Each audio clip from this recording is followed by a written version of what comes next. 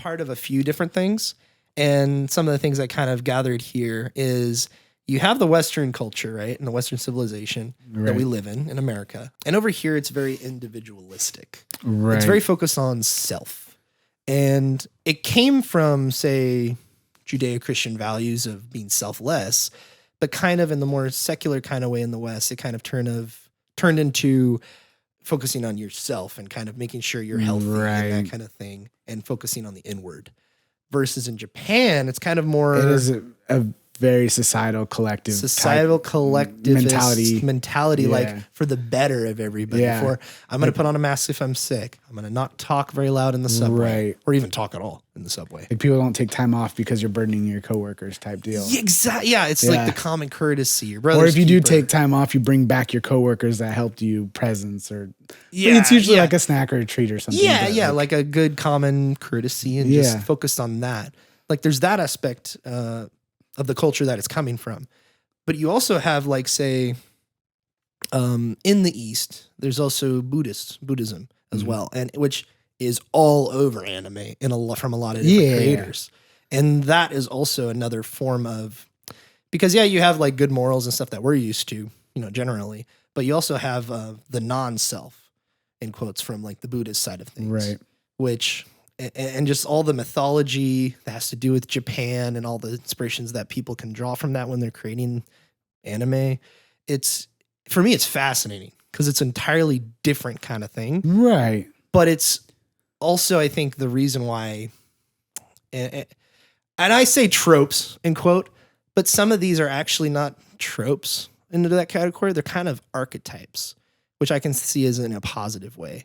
Like the isekai, or something that could be, the hero's journey, but translated in the Eastern form, the samurai, that kind of stuff. So I don't know. What do you guys think of that? Like cultural boundaries, crossing them.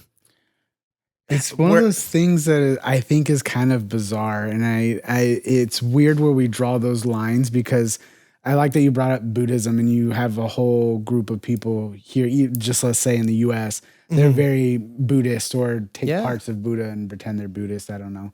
But you know what I mean? And then you have people that are into the whole feng shui and the spirits within all objects type thing, right? You go into Shintoism and stuff like that. And so the layout of your home, right? Especially if you're into like home couture and culture and stuff like that, and design, right? That kind of stuff permeates into those cultures as well.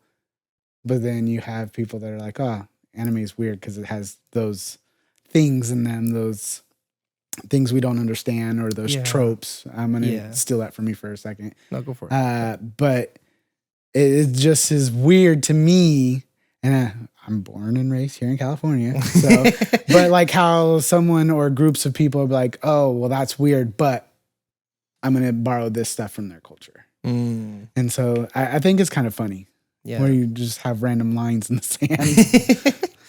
I mean, but that's how the way people are, you know? True. We as humans like to compartmentalize, put different pieces of our lives into different places. And sometimes we're not even aware that we're doing it. That's fair. That's fair. Yeah. So I guess the reason I give that is just because, again, it's a different culture, and it's much more than just that. There's more nuance to it. I mean, to be fair, it's not just like a little different. It's like a lot different. A lot different.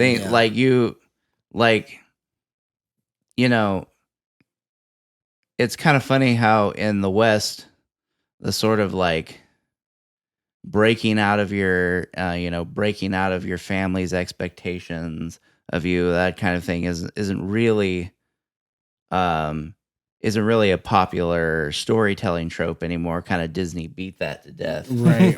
But then Pixar came out with what was that movie about periods?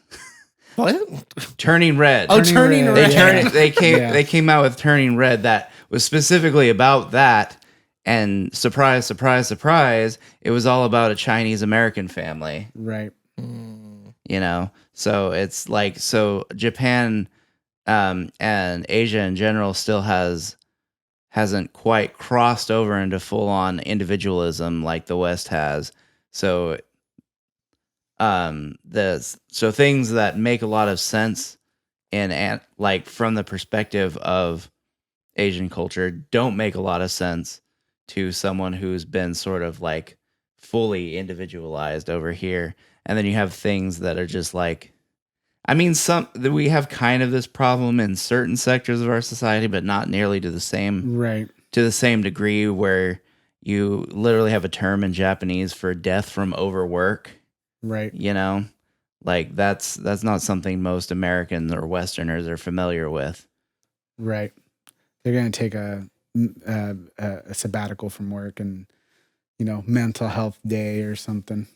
Yeah. Medical leave for 3 months and then come back to work. Yeah. It's like, there's a lot. We got a lot of issues over here, and even though we think that things are different, I think in another country doesn't necessarily mean they're bad, but also like we kind of like I was touching on earlier, how it's more focus on the inward kind of thing here in the individualistic society. Yep. I feel like it's kind of turned into a more selfish society in a lot of ways. Yeah, this is why we can't have an Autobahn type road in the U.S. because motherfudgers. Sorry, it really makes me mad. If you're going even if you're going the speed limit, get in the right damn lane. Right lane. If you this got is a why trailer, I can't have a road that goes 120 miles an hour because you don't want to share the damn road. I know we totally went off base. Oh no, I was dealing with that this morning. I'm like, God, get in the right lane. Oh, yeah. So, but that doesn't mean that I would say some of the values that they hold in Japan that are like good morals are bad. In fact, I feel like some of the like translation into anime and into the West that we've seen from different media forms are like, I'd say good lessons to learn. Yeah. Like, there's a lot of good things to learn in that culture, I would say. There are. Did you know, and I first experienced this in anime and I've since watched, I like Paolo in Tokyo. He's a content creator on YouTube that does like a day in the life of someone not Japanese living in Japan. Yeah, I've heard this guy. Yeah. And so some of the things that you learn from these types of content creators, or your first experience might be in anime, is they do have a lot of expectations is the wrong word. Let's see. What's the word? They are very courteous to others, almost to a fault. Like when you're walking, if you decide to take a phone call, you move out of the middle of the sidewalk. You go up against like the building so that you aren't in the way of other people.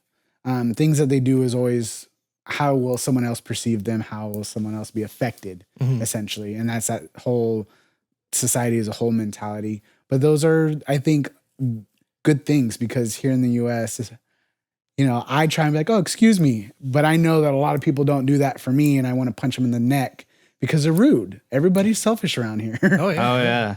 I didn't actually learn this from anime. I learned this from British television, Top Gear specifically. Gotta love Top Gear. Gotta love Top Gear. Good old Top Gear. But yeah, I learned from watching Top Gear that they don't take too kindly to you talking on your phone on the subway. Yeah. Oh yeah, the person walking around Walmart on speakerphone so you could hear the whole damn conversation. Yep. Well, also like trash cans too. Like there's no trash cans in public from what I've understood, right? Or very little, to the point of you kind of just keep your trash with you, and if you find one, you just throw it away there. Yep.